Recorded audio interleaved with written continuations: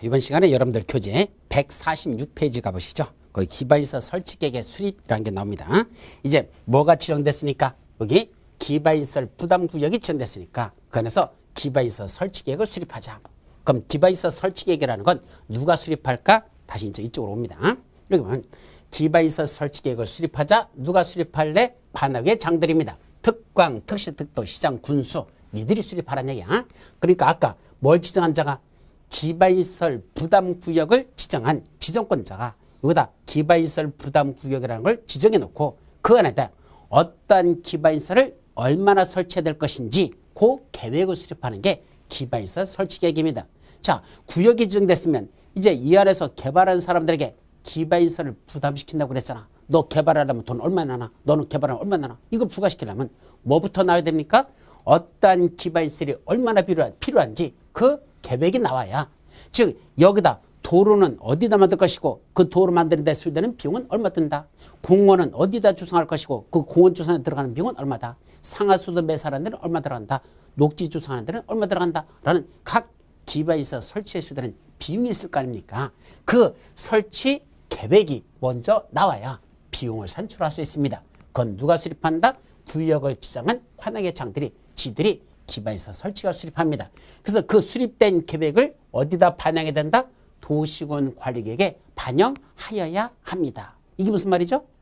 자, 우리 기반시설을 설치하려면 그냥 아무 데나 가서 막 설치하는 거 아니라 그랬죠. 기반시설을 설치하려면 미리 무슨 계획으로 결정해야 된다? 도시군 관리계획.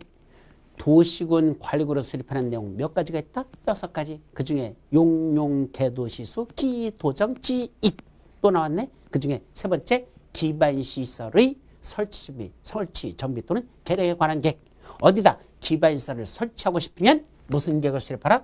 도시군 관리구를 수립하라 그랬으니까 기반시설 설치 계획에서 기반시설 설치와 관련된 계획이 나왔다고 바로 기반시설 만들 수 있는 게 아니고 그걸 무슨 계획에다 반영하라? 다시 도시군 관리계획에 반영이 돼야 그로부터 2년 이내 단계별 집행에 수립하고 사업시행자 정해지고 실시계획 인가받고 이렇게 사업시행으로 들어가는 겁니다. 그래서 기반시설 설치계획에 수립됐다고 바로 도로 상하수도 만들 수 있는 게 아니고 그걸 도시군 관리계획에 반영을 해야 만들 수 있다는 얘기입니다. 자, 이때 수립하는 내용에는 어떤 내용이 들어있다? 설치가 필요한 기반시설의 첫째 종류, 두 번째 위치, 세 번째 규모입니다. 즉 종류는 도로, 상하수도, 공원 이런 종류, 위치 어디다가, 규모 얼만큼 크게 만들 것이냐. 이게 나와야 뭘 산출할 수 있어? 기반시설 설치 비용을 산출할 수 있습니다. 도로를 어디다 얼만큼 만들 거냐. 이게 나와야 도로 만드는 데는 얼마 들 것이다. 공원 주소하는 데는 얼마 들 것이다. 학교 만드는 데는 얼마가 들어갈 것인지 그 비용을 산출할 수 있다. 그래서 기반시설 설치계획이라는 게 중요한 겁니다. 설치에 필요한 기반시설의 종류, 위치 및 규모. 또 기반시설의 설치 우선순위. 어떤 걸 먼저 만들 것이냐. 자, 도로 만드는 게 먼저입니까? 상하수도가 매설하는 게 먼저입니까? 한번 상식으로 생각해보자. 도로가 먼저야? 상하수도가 먼저야? 애들이 도로가 먼저래. 그럼 도로 만들어 놓으면 상하수도가 매설하는 뭐죠? 도로 또 파헤쳐야 되죠. 땅속에다 만드니까 도로 밑에다 또 만들려면 또 파헤치잖아. 아니에요. 상하수도가 먼저 들어가고 그 위에다가 도로가 덮이는 겁니다. 맞죠? 그러니까 설치 우선순위가 틀려버리면 두 번씩 해야 돼. 설치 우선순위. 그 다음에 단계별 설치계획. 그래서 설치하는 1단계, 2단계 나눠서 단계별로 설치하는 계획이 수립됩니다. 이게 기반시설 설치계획에 들어갈 내용들이죠. 그때 무슨 계획이 수립되면 지구 단위계 수립되면 여기에 지구 단위계 수립되면 무슨 계획이 수립된 것으로 본다? 기반시설 설치계획이 수립된 것으로 본다. 수립 의제. 수립된 것으로 본다. 무슨 계획이 수립되면 지구 단위계 수립되면 따로 기반시설 설치계획 수립하지 않아도 기반시설 설치계획이 수립된 것으로 본대요. 이게 무슨 말이죠? 자, 우리 지구 단위계획에 지난주에 지구 단위계획에 반드시 들어가는 게 두 가지가 있다라고 우리 지난주에 했었는데 뭐뭐 있었죠? 바로 기반시설의 배치와 규모, 그 다음에 건축물의 용건용 높이, 용도 제한, 건폐율, 용적률, 높이의 채관도 또는 최저한도에 관한 사항. 이게 지구 단위 계획에 반드시 들어간다라고 했었잖아.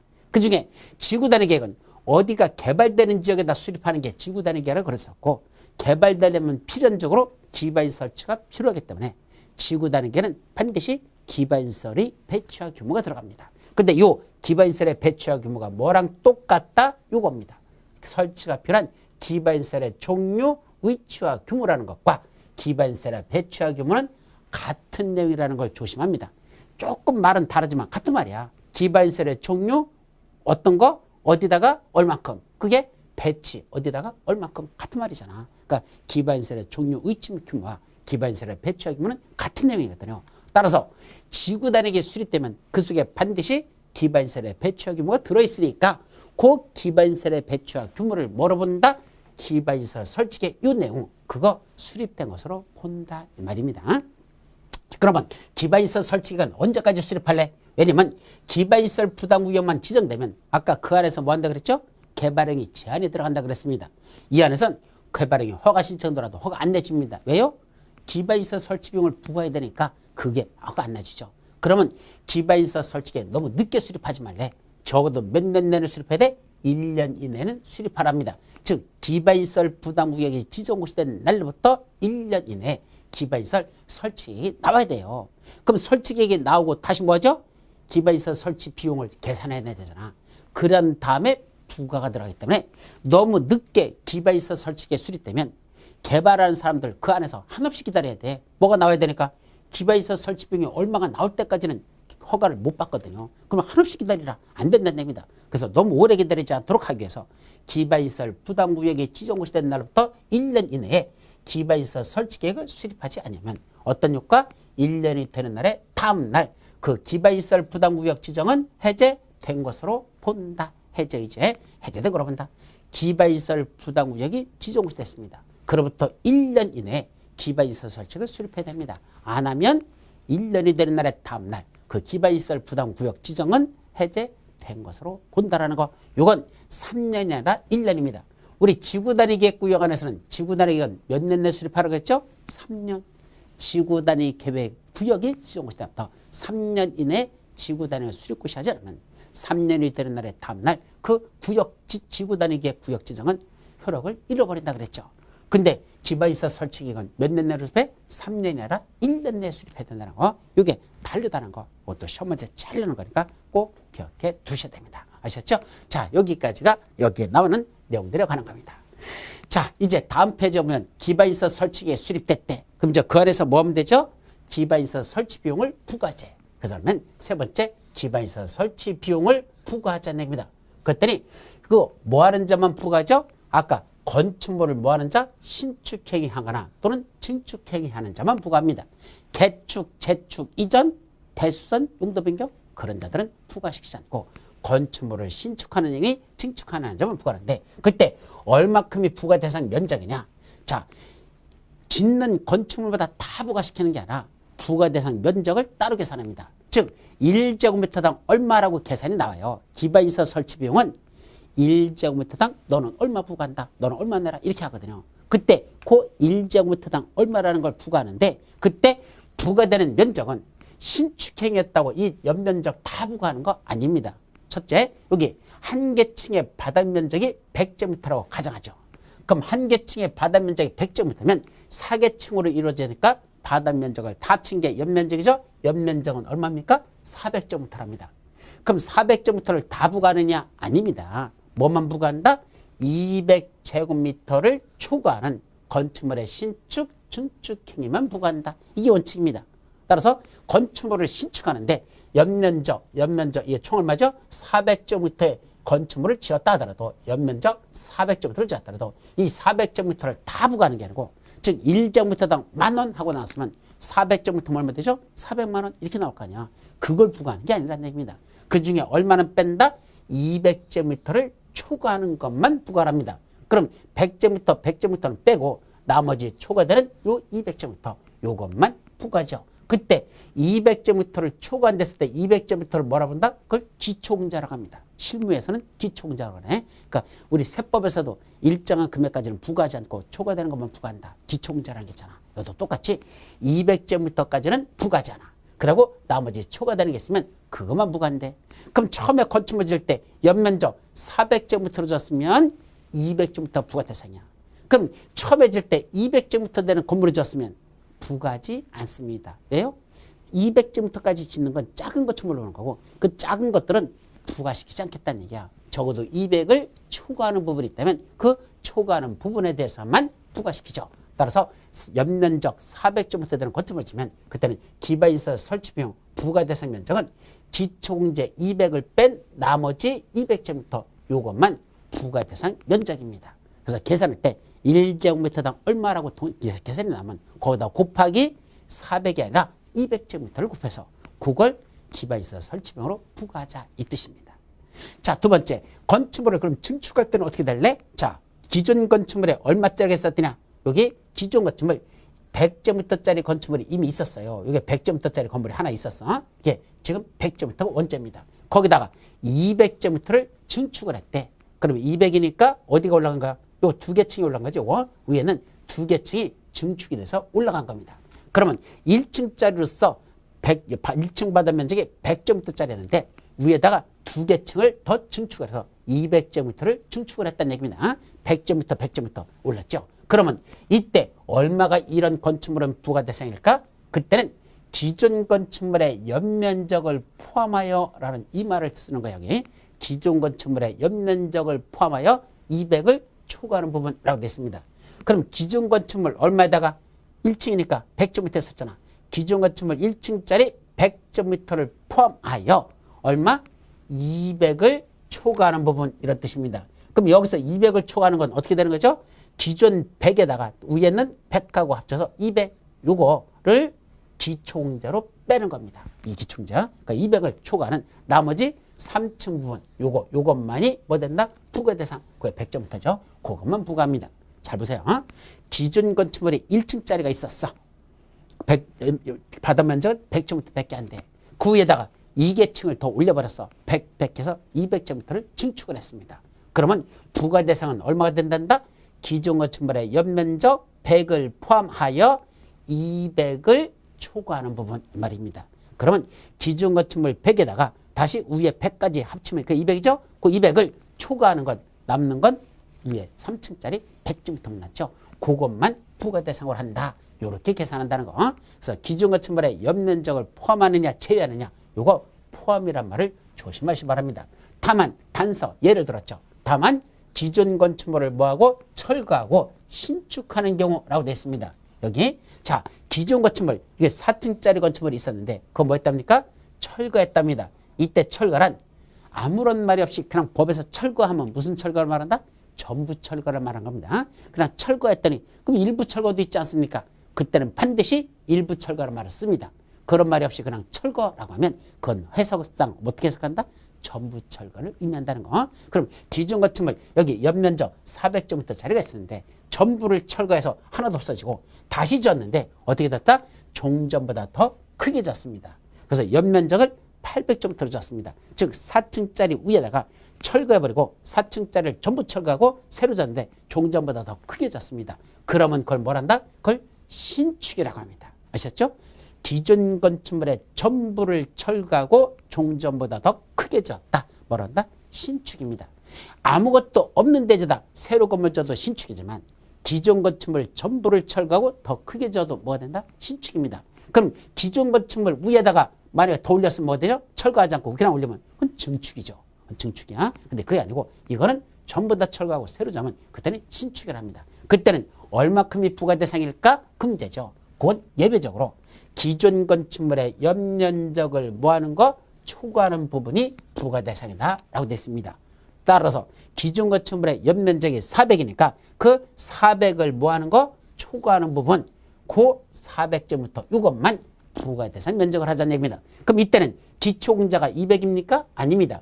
기존 건축물의 연면적 400제곱미터 이게 기초공제가 되는 겁니다. 그래서 이 400에 대해서는 부과하지 않고 그 400을 초과하는 위에 400제곱미터만 이거는 부과 대상이 된다는 거 말귀를 잘 새겨드려야 됩니다. 이 세 가지를 여러분들이 부과 대상 면적 계산하는 방법 다시 한번 맨 뒤에 기존 건축물을 새로 뭔다? 신축한답니다. 그때는 어떻게 부과한다? 한 개 층의 바닥 면적이 100제곱미터라면 400제곱미터가 연면적이죠. 그럼 400제곱미터를 다 부과합니까? 아닙니다. 그때는 200제곱미터를 초과하는 200을 초과하는 부분만 부과하라고 했으니까 기초공제 200을 빼고 나머지 초과는 400제곱미터 나머지 200만 부과 대상 200을 뺀 기초공제한 나머지 200제곱미터 부과한다. 건물을 증축하면 어떻게 되죠? 기존 건축물 1층짜리가 있었어. 이게 원래 1층짜리야. 근데 그 위에다 뭐 했죠? 증축을 해버렸습니다. 얼마나 증축했습니까? 2층을 돌렸습니다. 그럼 100이 있던 데다 200제곱미터를 돌렸죠. 그러면 이때는 얼마를 부과한다? 기존 건축물의 연면적을 포함해서 200을 초과하는 부분. 그러면 1층하고 2층 200을 초과하는 3층 100제곱미터만 이것만 부과한다. 자, 기존 건축물을 전부를 철거하고 종자보다 더 크게 짓는 신축일 때는 어떻게 부과한다? 기존 건축물의 연면적인 400을 초과하는 부분만 부과한다. 그래서 400을 빼고 나머지 초과하는 부분 400제곱미터 그것만 부과 대상 면적으로 계산한다는 것 아셨죠? 여기까지는 정확하게 여러분들이 숙지를 해 주셔야 됩니다. 자, 이제 기반시설 설치 비용은 어떻게 산출할래? 산출하는 방법이 나왔습니다. 자, 기반시설 설치 비용을 어떻게 부과되는 금액은 어떻게 산출하냐? 그 부과 대상 금액이 산출 방법입니다. 근데 이거 아직 시험 문제 난 적 없습니다. 뭐는 났느냐? 여기 건축물별 기반시설 유발 개수라는 게 있습니다. 요 유발 개수는 2번 시험 문제 났었습니다. 그러고 요새는 거의 뜸해졌는데, 그럼 기반시설 유발 개수가 뭐냐? 여기에 어떤 업종이 들어오냐에 따라서 기반시설을 얼마나 더 필요한지가 달라집니다. 예를 들면 단독주택 같은 걸 졌다고 생각해봐. 그런 데는 기반시설이 많이 필요할까? 많이 필요하지 않을까? 많이 필요하지 않을 겁니다. 왜요? 그 가족들만 거기 들락거릴 거잖아, 그 건물에. 그러니까 도로 같은 데서 사람들이 많이 다니는 게 아니야. 그러니까 그건 별로 기반시설 필요하지 않습니다. 여기다 뭘 졌다? 백화점을 지었다고 가정해봐. 그럼 백화점 어떻게 되죠? 사람들이 많이 오잖아. 그럼 자동차도 많이 들락거리잖아. 그럼 도로도 넓어야 되고 사람들이 많이 오는 것만큼 기반시설도 그만큼 더 크게 만들어야 됩니다. 맞죠? 따라서 사람들이 많이 찾는 건축물일수록 기반시설 유발 개수라는 게 높아지는 것이고, 사람들이 조금만 찾는다면 기반시설 유발 개수는 낮아진다 얘기입니다. 그걸 기준을 1로 만들어놓고 1보다 높다는 건 기준치보다도 사람들이 많이 오기 때문에 기반시설을 더 많이 필요한다는 얘기고, 1보다 낮아지면 0.7, 0.5 뭐 이런 식으로 내려가면 그때는 기반시설 유발 개수가 낮아진다는 건 그만큼 사람들이 적게 오는 건축물 아닙니다. 근데 시험 문제가 뭐였더냐? 각 이게 업종마다 일종 근린상을 이런 각 건축물의 종류에 따라서 기반시설 유발 개수가 51가지가 나옵니다. 51개 시설을 써놓고 각각의 기반시설 유발 개수를 다 거기다 적어놨습니다. 그 중에 순서대로 높은 것부터 낮은 거, 큰 것부터 작은 수로 이걸 골라라 라고 냈습니다. 그럼 뭘 애우란 얘기야? 기반시설 유발 개수 51가지를 다 애우란 얘기인데, 그 애우라는 새끼를 뭐란다? 싸가지 없는 새끼라고 얘기합니다. 여러분들이 4개 정도까지는 외울 수 있어. 근데 51가지나 되는 기반시설 유발 개수를 다 외운다? 자, 여러분들 책에 한번 언뜻 보실까요? 몇 페이지에? 148페이지에 가보시면 그 심화 학습해가지고 가운데 용어 해설 중에 나번에 보면 기반시설 유발 개수에서 거기 16가지만 써놨습니다. 그리고 16번째 보니까 위락시설 2.1 해놓고 등등 2번 써놨죠. 등등등등등등 해서 51가지가 나온다는 얘기죠. 그럼 거기 나오는 단독주택은 0.7, 공동주택도 0.7, 일종근생 1.3, 이종 근린생활 1.6 해서 쭉 나오잖아. 그 다음에 위락시설 같은 게 2.1. 거기서 숫자가 제일 높은 게 위락시설이네. 2.1. 위락시설 나이트클럽 같은 건 아무래도 그런 건 사람들이 뭐 한다? 많이 올 거라는 얘기입니다. 그러니까 유발개수가 높아지죠.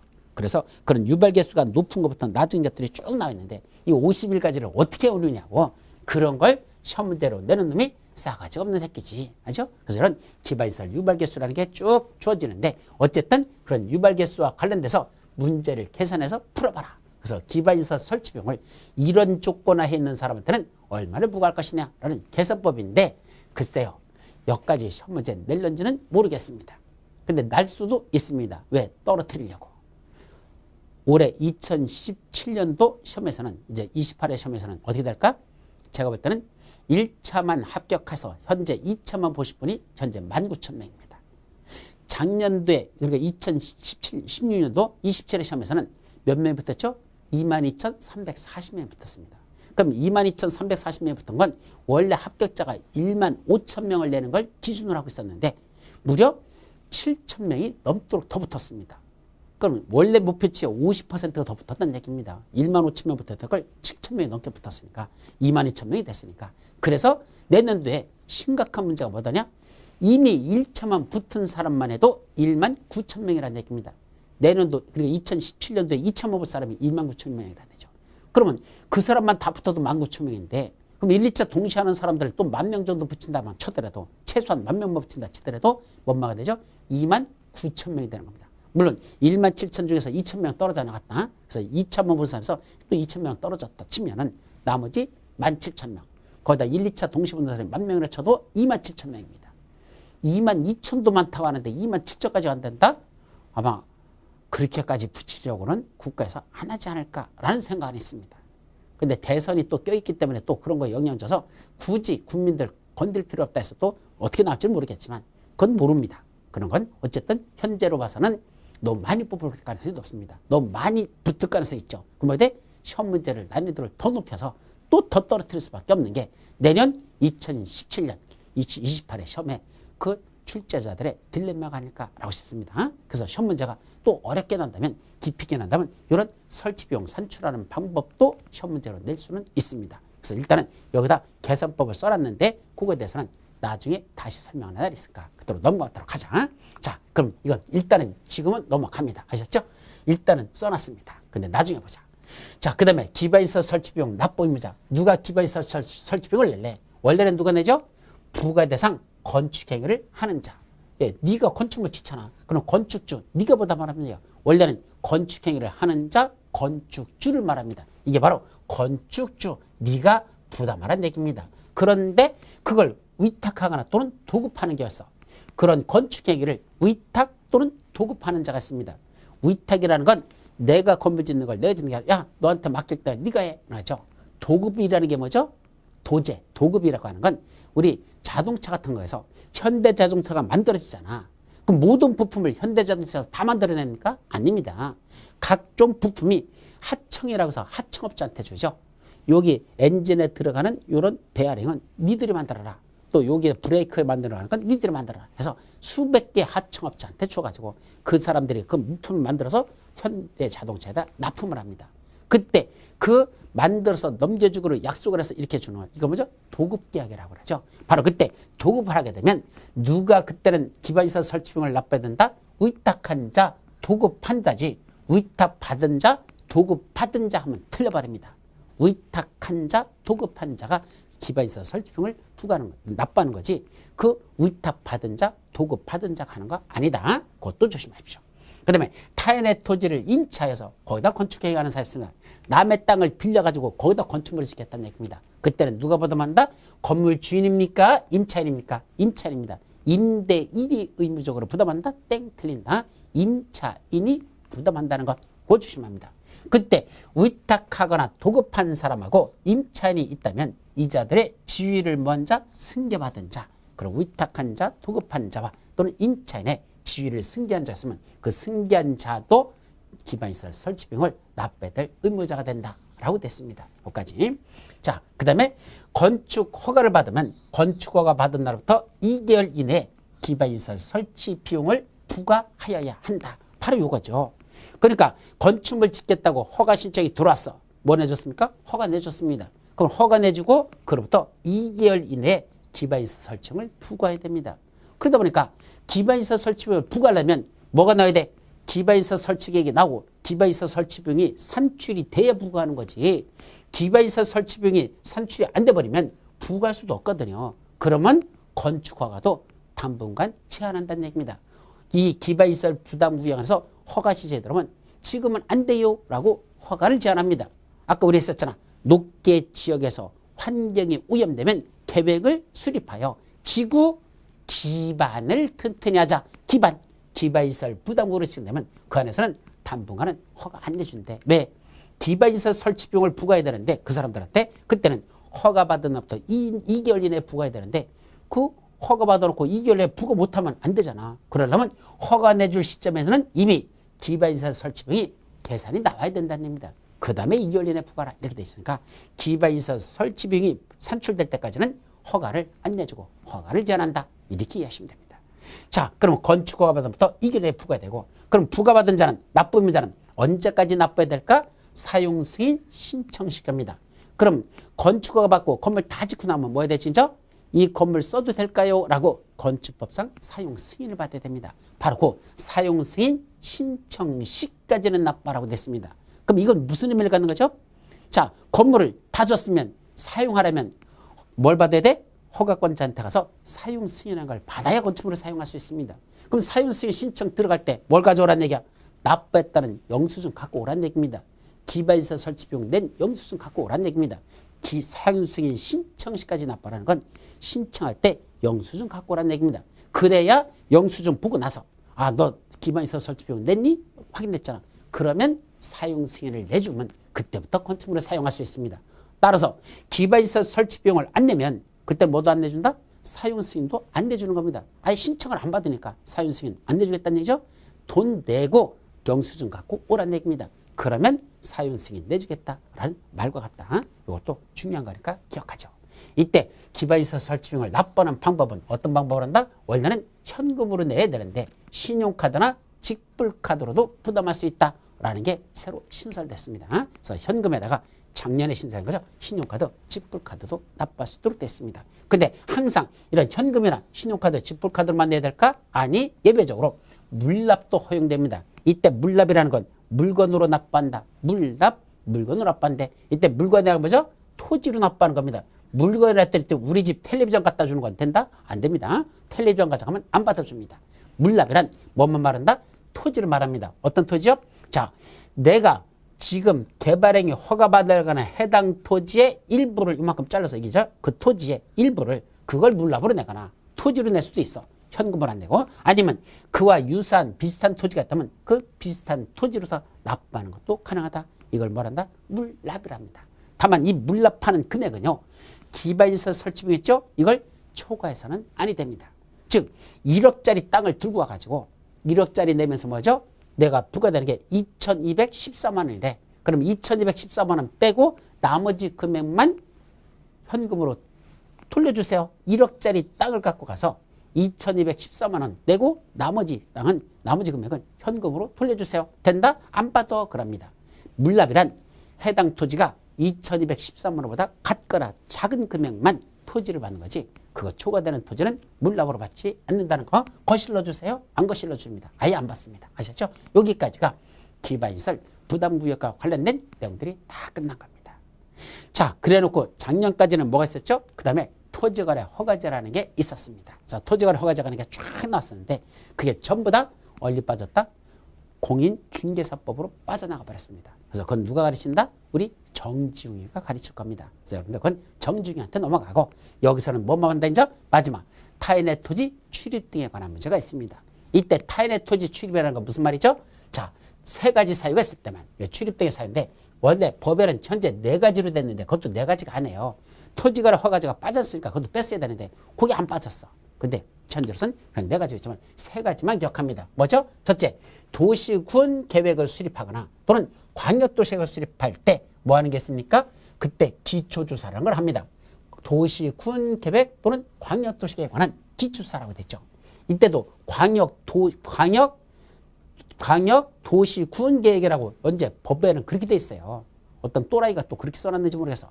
광역도시군 계획이 아닙니다. 그냥 광역도시계획입니다. 그건. 근데 그건 잘못 집어넣어서 군자가 집어넣는데 그건 빼버려도 돼. 그래서 그냥 광역도시계획. 무슨 계획? 도시군 계획이나 광역도시를 수립하는데 자, 우리 계획에 관해서는 세 가지 배우셨잖아. 광역도시계획, 도시군 계획은 다시 도시군 기본계획, 도시군 관리계획. 그래서 도시군 계획은 도시군 기본계획과 도시군 관리계획으로 나눠진다라고 배웠죠. 그럼 결국 세 가지네. 광역도시계획, 도시군 계획, 도시군 관리계획을 수립할 때 수립 절차에 뭐가 있더냐? 기초조사 있었죠. 우리 광역도시 수립 절차 뭐뭐 있었죠? 광역도시에 수립하는 절차. 기공지승 송공열. 기억납니까? 기공지승 송공열. 그때 처음 먼저 기초조사. 광역도시 수립한 기초조사. 그 다음에 도시군 기본계획. 기공지 확승 송공열. 기공지 확승 송공열. 그때도 기초조사. 그때 기초했었죠? 그 다음에 도시군 관리계획. 기주지입 협심절. 그때도 기초조사라고 했었잖아. 바로 그 기초조사를 하기 위해서 필요하다면 이런 계획을 수립하기 위해서 기초조사가 필요하다면 타인의 토지를 뭐 할 수 있다? 출입 등을 할 수 있다. 예, 출입할 수 있다는 얘기입니다. 자, 그런 공적 개발을 위해서 공적 계획을 수립하기 위해서 출입할 수 있다 이 소리죠. 두 번째, 개발 밀도 관리구역, 기반시설 부담구역, 기반시설 설치 계획을 수립할 때도 그때도 뭐부터 하는데 기초조사 하는데 그때도 기술할 때 타인의 토지 출입할 수 있습니다. 또 도시군 계획 시설사업, 우리 도로 만들고 공원 조성하고 학교 짓는 도시계획 할 때도 제일 먼저 뭐부터 한다? 기초사업. 그때 조사 측량이 필요한데 그런 조사 측량 또는 사업 시행에 필요하다면 타인의 토지들 출입할 수 있다. 이게 타인의 토지 출입에 관한 문제입니다. 근데 이때 출입하려면 어떻게 출입할 거냐? 그걸 정해놓은 거죠. 일단 타인의 토지에 출입하고 싶으면 뭐 해야 된다? 특광, 특시특도, 시장, 군수한테 뭐 받아라? 허가받으면 출입을 할 수가 있습니다. 둘로 나눴어. 단순한 출입하고 뭐로 놨다? 남의 땅을 일시사용, 장애물 변경 정하는 거로 나눠놓고 출입할 때는 뭐만 하면 된다? 허가만 받으면 되는데 누구 허가 받으래? 관악의 장 허가 받으래. 자, 그럼 보자.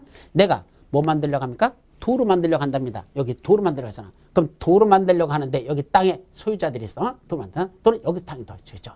뭐 여기든 여기든 관계없어. A가 가까운 땅, B는 땅. 여기를 출입을 하려고 하는데 그때는 이 토지 소유자한테 찾아가죠. 가서 뭐죠? 제가 당신 땅 좀 이런 조사 측량에서 필요해서 들어가려고 하는데 들어가도 될까요? 그랬더니 토지 소유자들이 뭐라죠? 안 돼요. 그럽니다. 못 들어온대.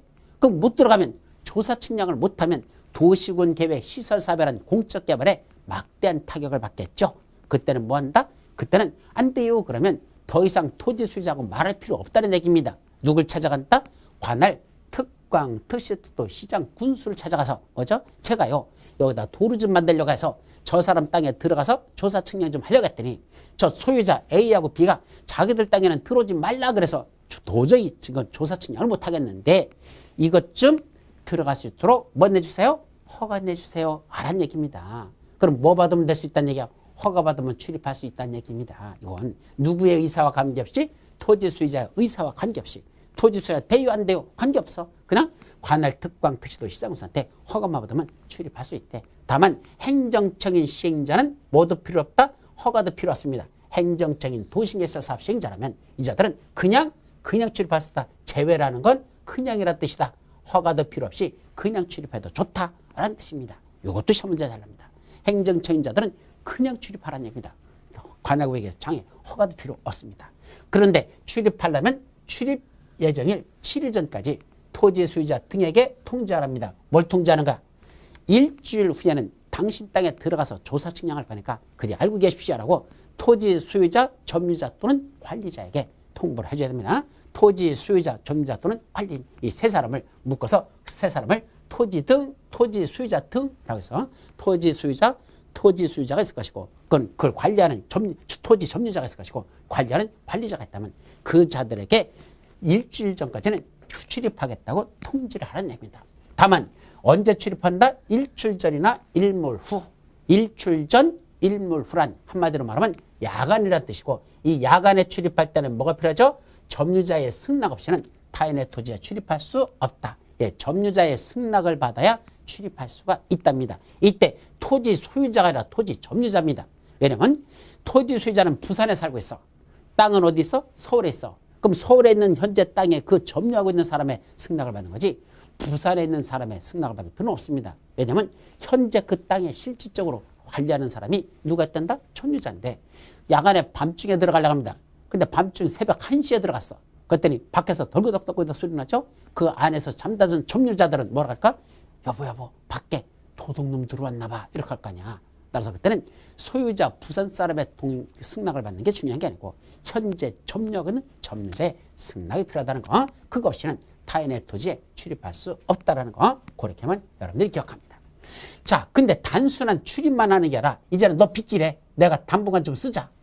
출입을 하는 게 아니라 그 땅을 이러한 사업을 위해서 필요하다면 당분간 내가 쓰겠다. 아니면 걸기적거리는 흙이나 토석이나 그런 것들을 채취하는 걸 그걸 부셔가지고 장애물을 변경 제거했다. 일시 사용하거나 장애물을 변경 제거하겠대. 토지 소유자 있는 땅에 야 비켜 내가 쓸래. 아니면 조사 측량할 때는 여기 나무가 있어가지고 저쪽 뒷게 보이지가 않아. 그럼 나무 베어내야죠. 그 언덕배기가 있어서 안 보여. 언덕 깎아내야죠. 그런 게 장애물 변경 작업입니다. 이거는 토지 소유자의 권리를 중대하게 침범하는 거기 때문에 단순히 아까 특광 특시도 시장군수한테 허가받는 것 갖고는 안 되고 원칙이 뭐다? 원칙이 토지 소유자, 점유자 또는 관리인의 동의를 받아야지만 일시사용 장애물 변경 제거할 수 있습니다. 그래서 단순한 토지에 출입하는 거하고 일시사용 장애물 변경 제거는 성격이 다르기 때문에 둘을 구분해야 된다는 걸 조심하라는 겁니다. 그래서 일시사용 장애물 변경 제거하고 싶으면 토지 소유자, 점유자 또는 관리자의 동의를 받아야 된다 말이죠. 그때 그 소유자, 점유자, 관리자의 주소나 거수가 불분명하대. 어디 사는지 모른대요. 동의 받으려면 만나야 받을 거 아니야. 연락이 안 된대. 그래서 동의가 불가능하다면 그때는 웃짧고 둘로 나눠집니다. 그때는 첫째, 행정청인 도시군 계획시설 사업시행자들은 자기 그 토지가 있는 관할 특강, 특시, 특도, 시장군수에게 뭐하죠? 통지만 하면 됩니다. 저 소유자가 어디 사는지 알 수가 없어가지고 도대체 동의를 받을 수가 없으니까 그때는 이 토지가 있는 관할 구역의 특강, 특시, 특도, 시장군수님, 내가 저 땅에 들어서 일시 사용하려한다. 장애물 변경자니까 그리 알고 계세요. 라고 통지만 하면 되고, 행정청의 아닌 시행자들은 특강, 특시도, 시장군수한테 허가를 받고 일시 사용 장애물 변경자가 하면 됩니다.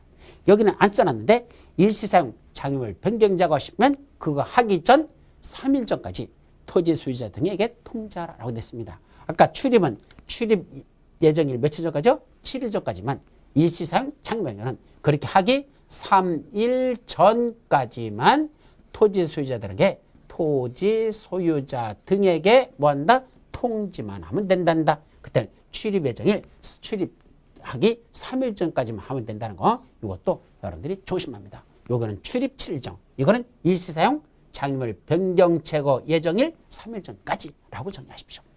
자, 이렇게 출입 등을 함으로써 손실 입게 만들었으면 그 토지 소유자에게 손실 입혔다면 손실보상 해줘야 되겠죠? 누가 해줍니까? 행위자가 속한 행정청이나 도시군 계획시설 사업 시행자, 이자들이 손실보상 책임지지. 행위자가 손실보상을 진다? 안 됩니다. 행위자가 속한 행정청 또는 도시군 계획시설 사업 시행자가 그 손실보상을 해줘야 된다라고 됐습니다. 자, 이제 마지막 무슨 절차 있죠? 청문 절차라는 게 있습니다. 이때 청문이라는 건 뭘 청문이라고 했죠? 어떠한 허가나 또는 인가 등을 내줬는데 그걸 받은 권리를 부여받은 사람이, 권한을 부여받은 자가 권한을 부여받는 과정에서 엉뚱한 짓을 저질러가지고 속이거나 사기에 의해서 그런 권한을 부여받은 거예요. 나중에 판명이 됐습니다. 그 권한 준 걸 뭐겠다? 취소시켜버리는 겁니다. 권한 준 걸 취소합니다. 그때 그냥 무대뽀로 취소하는 게 아니라 그 잘못을 저지른 자를 불러다 놓고 얘기 좀 들어봅니다. 요새 최순실 불러다 놓고 뭐죠? 이제 재판하고 있잖아. 좀 청문회 부른다잖아. 불러다 놓고 너는 왜 콧담시를 했니? 라는 것 좀 들어보자는 얘기죠. 왜 그런 싸가지 없는 짓을 했는지 얘기 좀 들어보고 정상 첨삭할 게 있으면 봐주겠다는 얘기입니다. 그때 거치는 절차를 뭐란다? 청문 절차라고 합니다. 자, 첫째는 개발행위 허가를 받는 데 있어서 어떻게 허가받는 자가 있는지 아십니까? 우리 개발행위 몇 가지 있었죠? 6가지. 건공형체 분물이란 6가지 개발행위 하려면 허가받아라 그랬잖아. 근데 허가를 어떻게 받았습니까? 속임수나 그 밖에 부정한 방법으로 허가받은 자가 있습니다. 그럼 그 자는 3년의 징역 또는 3천만 원의 벌금에 처하면서 동시에 뭐까지 한다? 허가 내준 걸 취소해버립니다. 속임수나 부정한 방법으로 허가받았으니까 나중에 판명됐잖아. 허가 내준 걸 뭐한다? 취소하는 거죠. 그게 개발의 허가 취소입니다. 두 번째는 행정청이 아닌 도시군 계획시설사업 시행자. 그럼 우리 도시군 계획시설사업 시행자가 원래 누구 했었죠? 도로 만들고 공원 조성하고 학교 짓는 게 누구 했었죠? 이방권자들입니다. 무슨 계획? 도시군 관리의 이방권자. 찾아봐. 도시군 계획시설사업에 관련된 내용 들어가서 거기 뭐가 있었죠? 누가 사업 시행자냐? 원래는 도시군 관리계획을 위반한 자들이 그 도로 낸 내용을 제일 잘 알고 있는 자니까 이방권자들이 사업을 시행하라. 원칙은 누구다? 관할계 장, 특광, 특시, 특도, 시장, 군수. 이 자들이 원래는 사업 시행자입니다. 근데 그 자들이 안 하면 누구도 한다? 누가 한다? 국장이 직접 하는 경우도 있고 도지사 하는 경우도 있었죠. 국가계획과 관련되거나 특히 필요하다고 인정할 때는 국장이, 광역도시가 관련되거나 특히 필요하다고 인정할 때는 도지사가 직접 사업 시행자입니다. 근데 이 자들이 지들이 하기 벅차면 다른 자를 사업 시행자로 지정할 수 있다. 그래서 공공시행자, 민간시행자 해서 지정해서 사업 시행자 하는 경우가 있었죠. 그때 행정청이 아닌 도시계획시설 사업 시행자가 바로 지정시행자를 말하고, 그 시행자로 지정받은 자들이 사업시행자 지정받을 때 무슨 짓을 했다? 속임수나 부정 방법으로 사업시행자로 지정받았습니다. 예를 들면 민간시행자가 사업시행자로 지정받고 싶으면 했었어요. 민간시행자가 사업시행자로 도시군 계획시설사업 시행자로 지정받고 싶으면 토지 면적 3분의 2 이상을 소유하고 토지 소유자 총수 2분의 1 이상의 동의를 받아라 라는 요건이 있었죠. 그 면적 3분의 2 이상을 소유하고 있는지는 뭐만 떼어보면 돼? 등기부등본 떼어보면 소유권이 나타나니까 알 수 있어. 거기 갑부에 보면 소유권이 다 나오니까 3분의 1을 소유하는지는 등기부등본 떼어보면 돼. 그런데 총수 2분의 1 이상의 동의 받아놨잖아. 근데 그 동의를 어떻게 받죠? 쫓아다니면서 일일이 사람들한테 동의받은 게 아니라 그 사람들 이름을 갖고 와가지고 저 막도장 파는 데 가가지고 도장 파는 데 가지고 도장을 그 사람들 이름 다 받아가지고 지가 와가지고 가서 받은 게 아니라 지가 도장 찍어서 셀프 도장을 받아가지고 지가 셀프 동의 받은 거죠. 지가 도장 찍은 거죠. 그래서 2분의 1 이상의 동의서 제출했죠. 나중에 사람들이 가만히 보니까 뭐 이상해? 저 새끼한테 동의해 준 사람들이 없다는데 왜 저거 어떻게 2분의 1의 동의를 받았을까? 알고 봤더니 속임수로서 막도장 파가지고 지가 도장을 찍어서 동의받은 양 거짓말했다는 얘기죠. 그때도 사업수행자 지정한 걸 뭐죠? 취소해버립니다. 그때 취소할 때도 청문 절차를 거쳐야 됩니다. 자, 세 번째, 실시계획 인가를 해주는데 이 인가 받을 때 어떻게 받았죠? 또 속임수나 부정음압으로 실시계획 인가 받았어. 그래서 그 인가 내준 걸 취소하려고 합니다. 그때도 뭐가 필요하다? 청문 절차가 필요합니다. 그래서 이 청문 절차는 작년에는 4가지가 있었어. 토지거래 허가, 토지거래 계약 허가받은 걸 취소할 때도 그때도 안 돼서 그때는 개도실토라고 했는데 이제는 개행실 가거나 개행실에서 뭐죠? 개 같은 행실은 뭐 한다? 취소한다. 누가 개 같은 행실을 벌였죠? 몰라. 누군가 있어. 그죠? 우리나라 저 위에 계신 뭐 대통령 보고 개 같은 행실이라고 말하기는 좀 너무 심한 것 같지만 욕먹을 짓을 했으면 욕먹어야지 뭐 어쩔 수 없지 뭐. 또 있죠? 순실이. 요 순실이 요 싸가지 없는 애였죠? 개 같은 행실을 했습니다. 그래서 개 같은 행실한 순실이는 뭐 해야 된다? 그런 건 그 행실을 취소하라. 취소하고 되냐? 내가 볼 때는 사형에 처한다라고 해야 되는데 하여튼 개 같은 행실은 취소할 것. 그렇게 여러분들이 애우는 방법이 있다. 하여튼 이게 청문 절차입니다. 여기까지가 무수법 국토위계 및 응용여러분들이 바로 이런 내용들을 다룬다라는 것만 여러분들이 정리하시라는 얘기입니다. 아셨죠? 자, 그럼 이제 다시 앞으로 쫙 돌아가서 오늘 했던 내용들을 큰 제목만 한번 보고 넘어가도록 하자. 자, 이제 국토위계 및 응용여러분들 제 마지막 3번째 날입니다. 다음 주에는 뭐 살펴보죠? 도시개발법 3분의 2까지만 살펴봅니다. 그래서 4분의 3 정도 살펴보고 나머지 4분의 1은 그 다음 주로 넘어가서 다음 주하고 다다음 주하고 다다음 주 3주에 걸쳐서 도시개발법하고 도시 및 주거환경정책을 살펴보도록 할 겁니다. 그래서 오늘은 국토법은 여기서 끝내도록 할 겁니다. 자, 첫 번째 개발행위 하려면 뭐하더라? 관악의 장들한테 허가받아라. 근데 몇 가지 개발행위만 허가대상이다? 건공, 형체, 분물이라는 6가지 개발할 때는 원칙적으로 허가받아라 라는 게 핵심이었었죠. 근데 경면 변경 허가받은 걸 바꾸는데 경면 변경은 허가받는 것도 아니고 신고하는 것도 아니고 허가권자한테 통지만 하면 되는 그런 경면 변경이 있고 허가를 안 받고 해도 되는 경면 개발행위도 있다. 아예 처음부터 허가 안 받아도 되는 것들이 그런 거 있고 다만 일부 그중에 허가받아야 되는 것 있고 신고하거나 허가받아야 되는 예외들이 몇 가지가 있다. 그런 뜻이죠. 자, 이때 개발행위 허가 내주려면 허가 기준에 맞는 자만 허가 내줍니다. 근데 허가 기준은 몇 가지가 있다? 5가지 허가 기준이 있는데 그거에 맞을 때만 허가 내줍니다. 그 5가지 기준을 살펴보죠. 두 번째, 이때 시가와 용도지역, 유보용도지역, 보전용도지역 이 3가지 그 허가 기준의 용도지역별 구분이 있는데 시가와 용도지역은 주상공, 유보용도지역은 자연녹지, 계획관리지역, 생산관리지역 이걸 유보용도지역. 나머지는 다 보전용도지역인데 그중에 유보용도지역은 뭐하는 지역이다? 도시개개의 심의를 통하여 개발행위 허가 기준을 강화하거나 또는 완화, 강화도 할 수 있고 완화도 할 수 있는 지역은 유보용도지역이라 부른다는 것. 다음 페이지 성장 관리 방안을 수립하는데 주로 난개발을 방지하고 지역 특성을 고려한 계획적 개발을 유도하기 위해서 어디를 중심으로 해서 현재 보니까 저기 세종특별자치시를 중심으로 해서 그 주변 지역을 성장 관리 방안이 현재 수립되고 있는데 주로 유보용도 지역에서 수립하는데 일부 20% 이하의 범위 내에서는 보전 용도 지역을 포함시킬 수 있습니다. 허가 내줄 때 조건부로 허가 내주는 것도 있더라. 그때 기의, 환경조 하는 5가지를 조건으로 허가 내줄 수 있는데 그때 조건을 이행하는 걸 담보하기 위해서 이행 보증금을 예치하게 할 수 있습니다. 자, 개발행위 허가 신청이 들어왔는데 당분간은 지금은 안 돼요 라고 허가를 제한할 수 있는 경우가 있더라. 몇 가지 사유가 있으면 제한한다? 5가지. 녹계 지역에서 환경이 오염되면 계획을 수립하여 지구 기반을 튼튼히 하자라는 5가지 사유가 있으면 제한할 수 있는데 원칙은 한 차례만 3년 이내에서 제한하는데 3, 4, 5번 세 가지 사유만은 한 차례 연해서 2년을 연장하여 2년 이내에서 연장하여 제한할 수 있다라는 내용까지. 자, 그 다음에 개발밀도 관리구역과 기반시설 부담구역에 관한 게 나왔었죠. 그래서 개발밀도 관리구역은 지금부터 여기 그동안 개발이 된 지역인데 아파트 안 졌던 지역을 개발하려고 봤더니 기반시설이 부족한데 기반시설 설치가 곤란하다. 아파트 3,000세대 짓는 걸 1,500세대로 줄여서 건축물을 작게 짓게 하는 건 개발밀도 관리구역.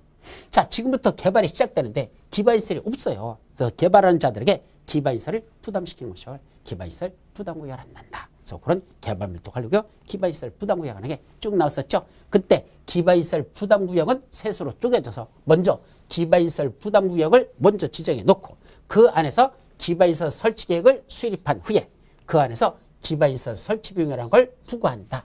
기반시설 부담구역 지정, 기반시설 설치계획 수립, 기반시설 설치비용 부과라는 3단계로 나눠진다는 거 여기까지만 말씀드리죠.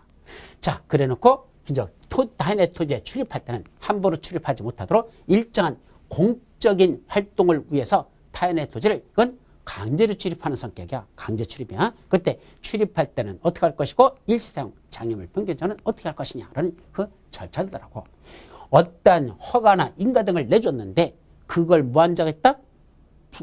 처음부터 허가받거나 인가받을 때 속임수나 부정한 방법으로 허가 인가를 받았으면 그 싸가지 없는 자는 그 허가나 인가 내준 것 또는 사업시행자 지정한 걸 취소하는데 취소하기 전에 청문 절차라는 걸 먼저 거친다는 것. 그래서 몇 가지만 한다. 개 같은 행실은 취소하는 거. 개 같은 행실을 하는 순실은 사형에 처하는 겁니다. 취소할 것도 없어. 하여튼 그런 것들은 청문 절차다. 개 같은 행실 이렇게 보십시오. 그것은 취소 사유다. 라고만 봅니다. 자, 여기까지가 무슨 법?